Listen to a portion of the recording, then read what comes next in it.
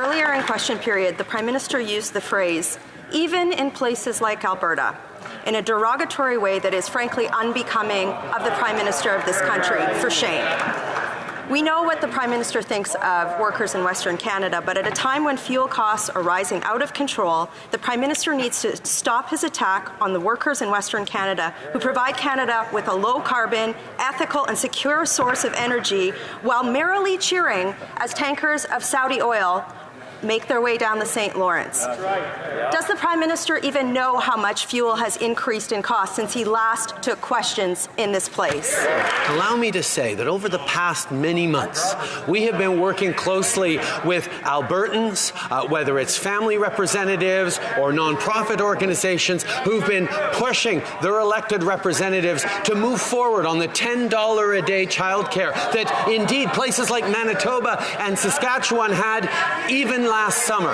And it was with great pleasure that we saw the Conservative government of Alberta move forward and sign a historic deal on $10 a day childcare. The challenge, Mr. Speaker, is there is not one federal Conservative representative from Alberta who supports $10 a day childcare, and that is a shame for all Albertans. The honourable member for Calgary Nose Hill. Price of everything has increased under this Prime Minister's watch, including housing. Housing is more unaffordable under this Prime Minister. He does not have the courage to put together a plan. He doesn't have the courage to stand up for Canadian workers as he offshores our job. He doesn't have the courage to stand here and come up with smart economic policies that are going to drive down the cost of goods, get our economy back to work. He does not have the courage to put together a vision. So, Mr. Speaker, it begs the question, how much are Canadians paying for chicken these days?